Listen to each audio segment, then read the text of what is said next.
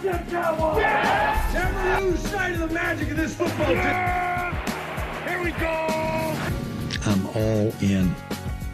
Cowboys fans, it's your host Slater here. If you bleed silver and blue and you want honest talk, no filters, you're in the right place. Leave a comment, like, subscribe, and enjoy the video. Markquese Bell, he is, if you don't know him already, he's an undrafted free agent that Dallas picked up after the 2022 draft.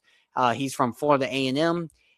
Most of you Dallas fans, we're going to remember Bell as a undrafted free agent I'm sorry, not undrafted free agent. I already said that, but we're going to remember him mostly for his 2023 campaign when Dan Quinn had to use him as a linebacker due to injuries.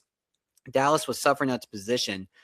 Bell had a 3-year, $12 million contract, which was well-deserved, by the way. I think that was a great deal for Dallas to be able to bring him back after the campaign he had in the past 2 years and be able to keep that depth for special teams and as well as the safety position. Bell has been productive and has done whatever the team has asked of him to do so. So let's start with what he provides at that safety level, and then we can talk about his versatility and why it may be good for the Cowboys to keep around. After the 2023 season, Bell was primarily used as a safety position in the linebacker in an emergency situation, or if the scheme was related to rolling him down, kind of similar to what we're doing with Donovan Wilson. When the scheme calls for it, we roll him down in the box and we give him that ability to be able to be that run stuffing guy. Obviously, he's been proven in that 2023 season as a linebacker, but he's a little bit undersized for that. And that's kind of what led to our downfall there. But looking at PFF, his overall grade was a 46.7 with 354 snaps. Some of his stats were 24 solo tackles. He's had an interception, and he's allowed 14 receptions. The opposing QB's passer rating when he's in coverage is a 104.4 with 12.4 yards allowed per reception. Now, this being said, the Dallas defense, again, when it comes to this whole secondary, I'm going to say this every time, it has not looked good overall between 2024 to 2025. So it's hard to really truly grade these guys because I feel like the scheme hasn't been there to benefit them. When Dan Quinn was in town, these were his guys. These were his kind of people that he built his scheme around. So you had the ability to be able to kind of work around things like that. One of the things that I'll also mention here is the last time he really played linebacker was in 2023, and under Dan Quinn, Bell was able to record 94 tackles with 2 forced fumbles. Bell being 6'3" and 205 can provide flexibility on our roster, and with this cheaper contract, Dallas should not look to cut him, get rid of him, trade him, or anything like that. I think he could be somebody that can keep growing under a new DC, and maybe we can find a way to develop him into a better role playing safety as a backup, come in for a couple snaps here, or if someone were to get hurt, fill in for a game or two. But he is not, let me repeat this. He is not the answer for Dallas as a starting safety when looking at the 2026 season. So that's kind of my development for him. Yeah. I think those are all very, very fair remarks.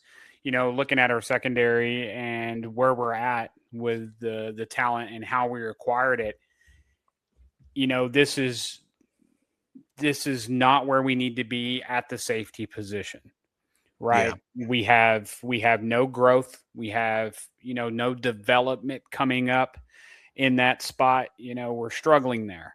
And there's other contributions, with special teams and, certain packages that may be presented on defense, but you still have to think for the long term of the team and who's going to take that spot next. And I think that's kind of where we're struggling across the entire defense.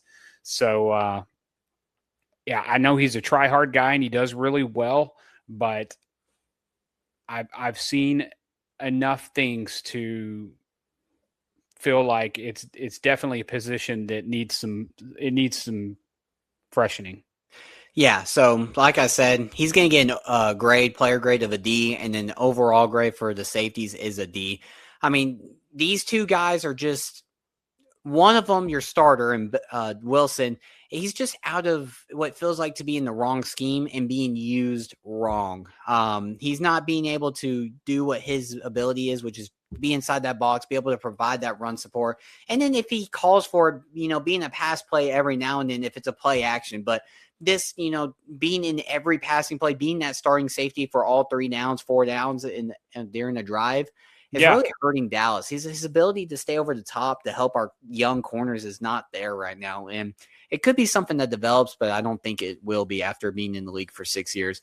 Markquese Bell, he's just been a guy, a utility knife that we've been able to use over the past couple of years. But again, look at the strong safety position. I think this is where you were kind of heading before I interrupted you during your linebackers is right here in our strong safeties, we have nothing better than a 6th-round pick. Nothing wrong with that. I think there's talent everywhere, but you wonder why sometimes we struggle after these guys get older and stuff. You start to see them slow down a little bit, and then they're not able to make up for it. So you need, like you said, to freshen up the board. We need to freshen up this position with some good talent. So, yeah, as a guy who likes racing, I've always heard the term, there's no replacement for displacement. Yep. And what that means is the size of the motor, the natural motor in the car, it makes a difference. You can bolt all kinds of stuff on it to make it faster, but what you have when you start, there's no replacement for that. A big V8 is always going to be able to outperform a V6 with a bunch of bolt-ons, right? So it's just one of those things where having that natural ability is always going to be your base platform. That's where you're going to start from. And you have to be able to grow from there. And I just don't think we have growth in that position. So let me ask you this. Do you look at this as a position where we maybe need to acquire some new talent? Yes. I haven't done a deep dive into who's coming into the free agency portion of safeties. Obviously Wilson is an upcoming unrestricted free agent for this upcoming free agency, so he can be somebody who walks away and goes to another team, or Dallas could look to retain him. But when you're looking at draft, man, I would give anything to go get Caleb Downs. I know he's probably going to go in the top 5, top 6. If he falls any further than that, I would be shocked. But I don't think we have the draft capital to go get somebody without trading both our first-round picks, and I don't know if that is worth it because I would have to do a deeper dive, but man. Yeah, we'll get to all that and we'll talk about all those options.